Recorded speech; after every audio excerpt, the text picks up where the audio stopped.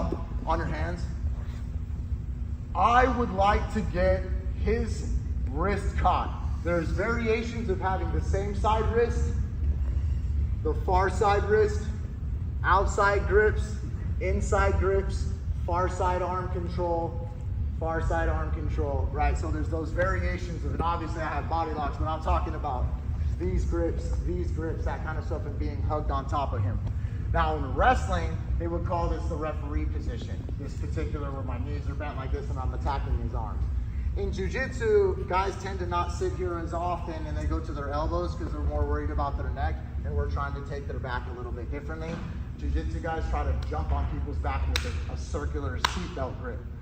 Wrestlers and judokas tend to hand fight and do more things to break their opponent down and put them on their back a little bit more because this guy's trying to get up. If you're fight-based jiu-jitsu as well, guys try and stand up a lot more. And so I have this phase, right? So let's start at our lowest on our elbows, right? And then we got our hands, right? Go back to your hands. And then we got him getting up onto his feet, which is a 4-point stance, right? And you've got a couple different variations. Go all the way back down to your elbows and then stay in your elbows and pop to your feet. We have different variations like that, but on your elbows, right? We have different variations, and go super wide feet. Yeah, like pop up. There you go. So you have different variations. Go back to your knees, right? And you can be on one hand, one elbow, right? One hand, one elbow. Yeah, so like this is really good. Okay, switch to the other side, this elbow down. This is the best for me. This elbow down, which is the near side to me, not the far side. The near side is the easiest on top, and underneath, if I have any kind of under grip for mat returning them, it's the easiest one to grab. The far side one is further. Doesn't mean it's not there. Like switch this to a hand and that one to an elbow, right? So it doesn't mean it's not there, it's just slightly further, right? And you can do passing and stuff like that, but there's also pulling it to a hip. Okay, we're not covering this now, but there are several attacks that you can do that have to do with attacking the neck that you can't block either. So you can use the hand fighting there to set up a bazillion different things that I'm not even talking about, but it'll just open your mind, right? Okay, so what I'm gonna do in this drill is just try to get Kevin to go to one elbow. It's okay if he goes to a hip, okay? That's super cool too, if he gets to a hip. So it's super easy warm up. I have a knee down next to him. Okay, and I have a knee on his back and I'm pressing in on his back and I have weight on his back here. When I grab around his waist, you guys can even come over to this side a little bit and grab this waist and then come back over to this side so it's really tight, okay? I can have my hand, you're on your hand, sir. My goal was gonna be to get you to your elbow, okay? I can smack his elbow with a couple different grips, his hand, right? I can also have two hands in the hips here, call them hand hooks. Okay, but my goal is to throw him this way a little bit to get him on that elbow.